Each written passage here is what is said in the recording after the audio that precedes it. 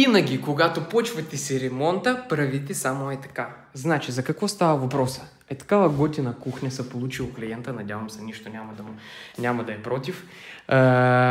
Разбира се, по цветовете, цветовата гама, трябва да си го избирате сами. Но, какво препоръчам аз? Ако си слагате, примерно, черни контаци или ключове, който ще яде, черна лайсна подолу, тази декоративната, или как се нарича, черния перваз, и горе по тавана да бъде също. И то се свързал максимално с интериора. Черните полиолеи, лунички полиолея и тук и тези в релсата. Изглежда много готино. Надявам се и кухнята ще има тия дръжки или как им са. Черни. Сега го казах така, пък после да ни ядосам другите. Значи, основното, за кое исках да ви забележа вниманието. Защо? Аз казвам, винаги правите така. Винаги правите така с L инсталацията. За какво става въпроса? Примерно, тук не е така голяма кухня, но визуално всичкото е разделено на 3 зони. Примерно, една зона, това е пред кухнята, където ще бъде, втора зона пред бара и трета зона пред стола. За какво става въпроса? Искаш, си изключваш едната зона, остават само двете зони.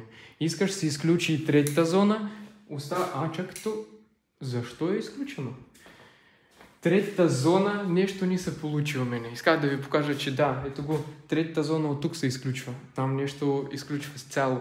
Като цяло идеята ми беше такава, като ви да си планирате от началото, когато почват са тия къртени и всичкото и това нещо, да бъдат изкарани жиците горе на грубия таван с ключовете вече подготвени. Ние идваме, после опъваме платното, свързваме всичкото, конектираме го, гледаме дали става всичкото окей, както сме го измисляли, както вие си го измисляхте и така нататък.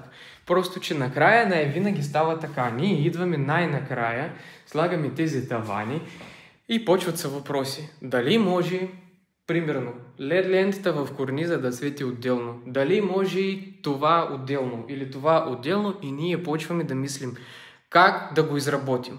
Затова, ако издвам почвате си ремонта, ако не знаете, не можете да се сориентирате, обадите ми се на мене.